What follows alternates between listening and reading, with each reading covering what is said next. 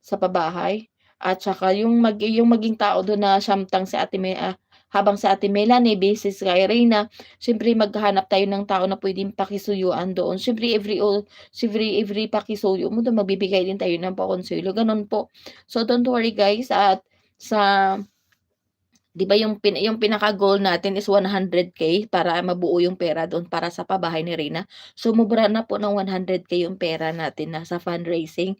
So dinagdagdagan na lang natin nasa last ano ko po yata nasa 103,000 yata yun, 103,000 or 102,500.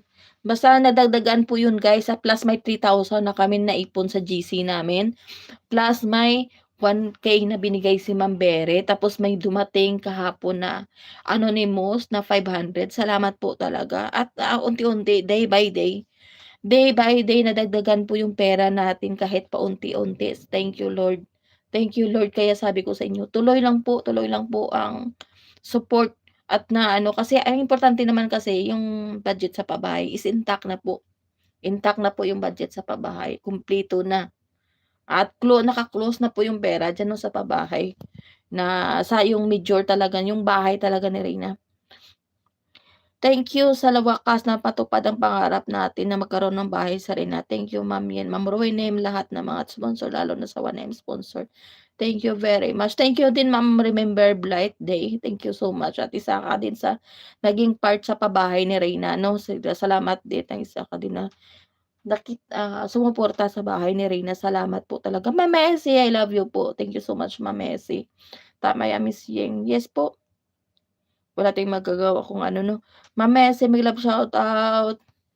Hindi ka pa po late, basta ano, hindi ka po late. Jean Carly, shoutout po. At siya nagwo-worry dito na hindi matuloy yung pabahay. No, tuloy po yung pabahay kasi okey naman yung budget, bakit hindi matutuloy? Okey na po yung budget sa pabahay, hindi walang makapigil niyan, tuloy na tuloy yung ano lang natin, inaantay lang natin matapos ni Mars Melanie yung pag-process ng papers na Reyna, yun lang inaantay natin guys, calm down lang. Kasi maraming nagpi-PM na hindi ko naman kasi ma-replyan isa-isa kasi busy tayo, may work po tayo. Kaya nag-try natin na mag-live ngayon ano na ipaabot sa inyo na tuloy po yung pabahay kasi close na po yung budget ng pabahay 'no, kumbaga. Wala na tayong wala na po tayong habulin ng mga kung ano ng mga pledges kasi close na po 'yan. Close na po kasi nagawa na po natin ng paraan, nagawa na po natin ng paraan kaya alam niyo guys yung fundraising na ginawa natin para yun sa mga pera na kumbaga yung nasira na budget noon 'di ba? Kaya nag-fundraising tayo. Kaya 'di ba nakaipon tayo ng 100 plus. Kaya ano na po, tuloy na po yung pabahay. Pinasok natin dun yung yung kinita natin sa fundraising. Although na hindi ko pa talaga kay maasa doon sa bank account na kung saan nakatago yung pera ni Reyna sa pabahay.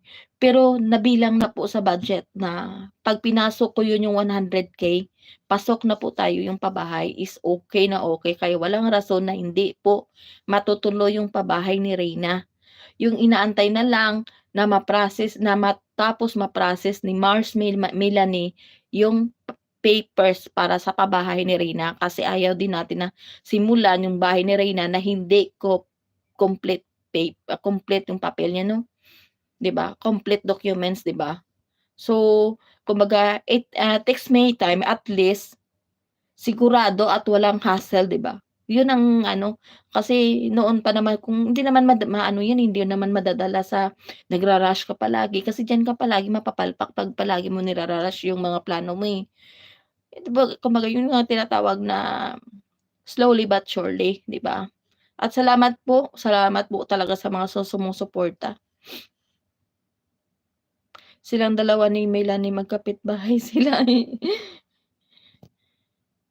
At tiwala lang po guys, salamat din sa mga tiwala niyo guys 'no, na hindi ko din ma lubos maisip na magtiwala kayo sa akin dahil hindi po ako nagpapakita dito sa live, pero pinagkatiwalaan niyo pa rin ako. Napaka-overwhelm yung alam mo yung kaka-overwhelming guys na basta hindi ko ma-explain basta ah diyan ako parang hindi ko din ineekspekto na sa fundraising may magtiwala. Pero salamat po talaga nakaka-touch, sobrang